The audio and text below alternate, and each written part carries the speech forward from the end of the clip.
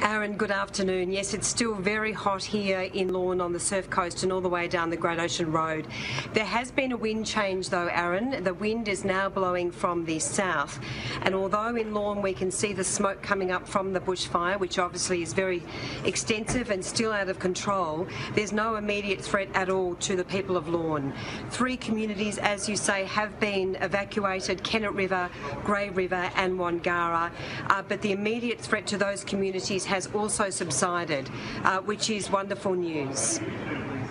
What about these fire sirens? How important were they during the recent fires we had last week, ensuring that people were able to get out of those communities, out of their homes safely? Aaron, as it turned out, the fire siren here in Lorne and also in Wye River was incredibly important. The fire siren is only activated as part of a state trial when there's an emergency alert and also when there's an evacuation recommendation. But the feedback here in Lorne has been extremely positive. They were very, very successful. And I'm certainly calling on the Victorian Government to roll out the funding for fire sirens across the Surf Coast and the Bellarine and other parts of Victoria, which have been recommended for funding by Emergency Management Victoria.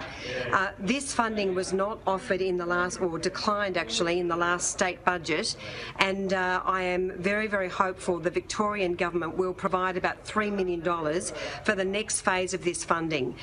There's a lot of controversy in places like Anglesea where there is no fire siren, places like Aries Inlet, Moggs Creek. These were all places that were wiped out in the Ash Wednesday bushfires.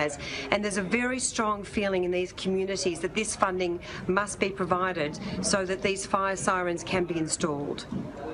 Let's talk about those evacuations, Sarah. Obviously a lot of people left yesterday. How smoothly have they gone? Are most people out of those areas that you're aware of? And more importantly, when will they be allowed back in? As you mentioned, the conditions are a little bit cooler now than what we were expecting or what they were a little earlier today.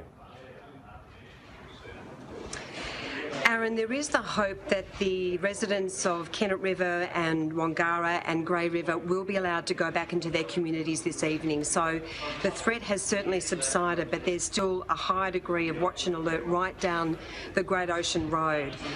So at this stage, we haven't had the call that residents are allowed back in. Some people did remain, particularly in Kennet River, including Glenda Campbell, who runs the Koala Cafe. She stayed behind. She was told or asked to leave, but she stayed behind. She wanted to prepare meals for the CFA firefighters and other emergency workers, not because the CFA had requested it, but she was absolutely determined to stay. She did feel very protected. I spoke to her this morning and she didn't feel that she was under any threat of immediate danger.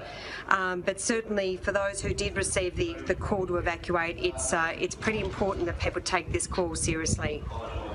Yeah, hopefully some people in those communities get a chance tonight to celebrate New Year's Eve, albeit without fireworks. Sarah Henderson, the local MP down in Lorne, thank you so much for speaking to us here at Sky News once again today.